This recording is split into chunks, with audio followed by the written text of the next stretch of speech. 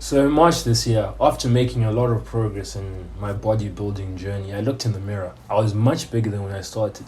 In fact, you could actually say that I was actually getting big, muscular.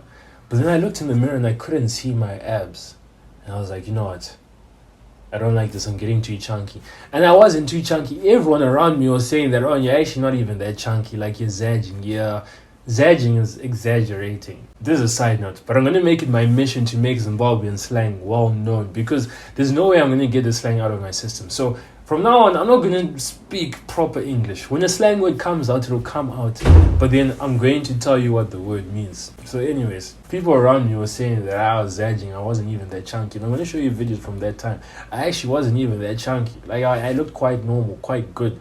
But because I was used to seeing people on social media, you know, these fitness influencers, these guys who are always like 8% body fat, 12% body fat, who always have abs all year round, and like their job is to look good. I was comparing myself to them, and I don't think there's anything wrong with comparing yourself to other people, as long as you use it to motivate yourself to do better and not use it to like belittle yourself and make yourself feel worse. Because I was like flooding my mind with all these people who were like diced all year round. I thought that, you know, I need to be diced all year round.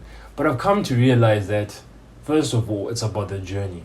I'm not trying to look good today. I'm trying to look good for my future self. And fair enough, there will come a point where I need to, like, okay, I need to look good for today. This is getting a bit too much.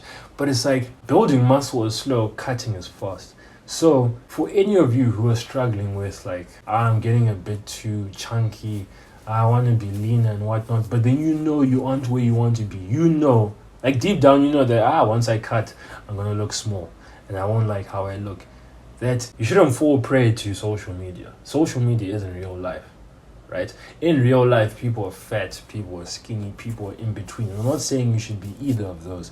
I'm just saying that it's normal to not be 12% body fat all year round. It's normal to bulk. And fair enough, you'll be like, I'm not trying to be normal. But like, even then, when you say you're not trying to be normal, while you're bulking and trying to gain more muscle, but then you also want to be leaner, you need to ask yourself, why would I want to have a six-pack now? Is it for myself, or is it because I want to look good on these Instagram pictures and like people to see that I have a six-pack and whatnot? Because the time will come where you'll be 12% body fat and you'll be like a muscular guy. But the time just isn't now. When you have these desires of being diced, shredded, while being strong, you're comparing yourself to these fitness influencers who have been gymming consistently for like the past 6-7 years, and you've just been doing it for 1 year. Like, now that I say it out loud, I realize how stupid I was, because I was in that position. I was like, I want to be diced, I want to look like this.